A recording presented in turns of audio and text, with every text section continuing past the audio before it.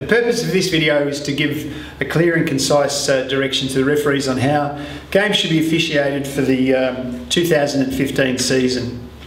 There's been a consensus from all the competitions that the games need to be called much tighter than they have over the past seasons, which we introduced last year and which was quite effective. It is the referee's responsibility in all competitions to uphold the integrity or the honesty of the rules while applying the spirit and the intent of the rules. Overall, the directions of the season will focus on the following 9 basic principles: protecting the ball carrier, protecting the shooter, charge block, no charge semicircle, verticality, flopping, active shooting, player-coach behaviour and game timing. Protecting the ball carrier. The ball carrier must be allowed to bring the ball up the court without being manhandled.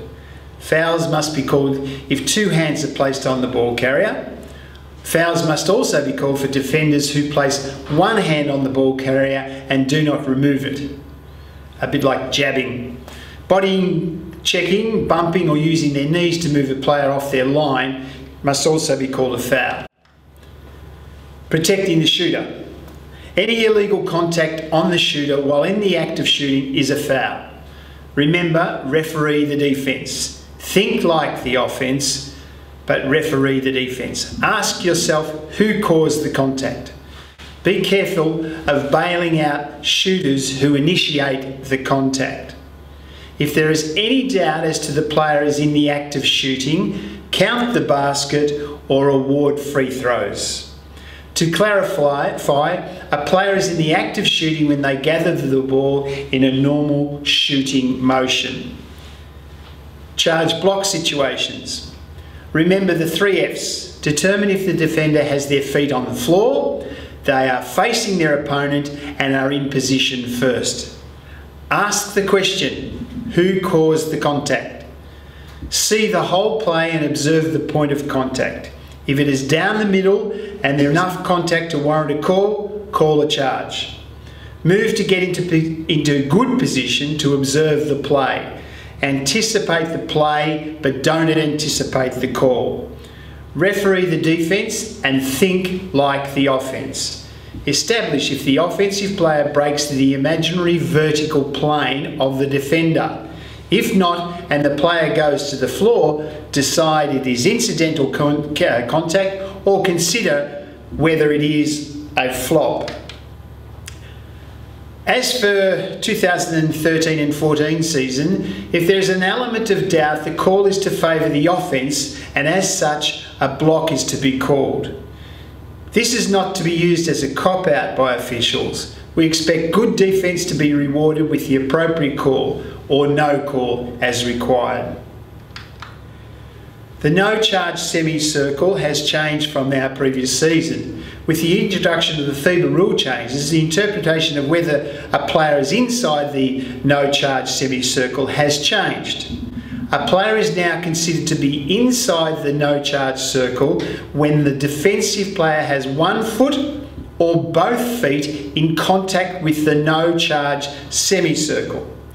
Officials are reminded that the no charge semicircle rule only applies when the offensive player in control of the ball is airborne on an attempt for a shot or a pass and is not illegally using arms, legs, hands or body. If in doubt, officials are to consider that the defensive player is inside the no charge circle and apply the rule as such. Verticality. A defender is allowed his space within his own cylinder from the floor to the ceiling.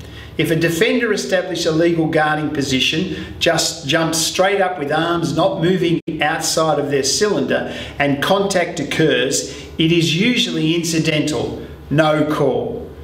Protect the shooter, but still maintain a balance between offence and defence.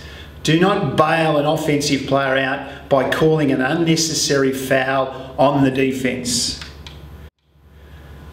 Flopping is an area of concern. Of late, over the number of players that are attempting to draw a foul by going to the floor. Flopping is a player going to the floor with minimal contact in an attempt to draw a foul. If you believe a player has flopped, be prepared to give a warning. Stop the game at the next opportunity and inform the coach of the team warning. Treat stopping the game as if you were dealing with an injured player. In other words, if you can stop the play without any disadvantage to either team, stop it immediately. However, if one team is to be being put to a disadvantage, wait until the play has finished and then issue the warning. Remember, any further flops by the same team must be penalised with a technical foul to that player. Active shooting, the continuation. Active shooting and continuous play needs to be a focus to ensure referees are consistent. Once an offensive player picks up the ball in his normal shooting motion, he is in the act of shooting. If he is fouled after picking up the ball and in his continuous motion he attempts to shoot a basket or successfully scores a basket, free throws or throws must be awarded, or points counted and an additional shot awarded. There is no relationship between the number of legal steps taken and the act of shooting.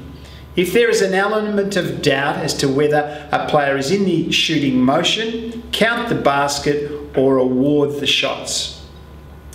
Point 8, player-coach behaviour. Do not allow unacceptable behaviour from players or coaches. Be prepared to warn coaches and players publicly for unacceptable behaviour and for inappropriate reactions to calls. It is unacceptable for players and coaches to use profanity that can be heard by observers around the court. Deal with these issues early in the game to avoid an escalation of poor behaviour. Timing of the game. The referee is to blow the whistle, indicating there is 10 seconds remaining or 10 to go after a timeout. Have one referee per team address each team huddle requesting they wind it up. If after 10 seconds the teams are not appearing to break up, address the team and or coach politely requesting they return to play immediately.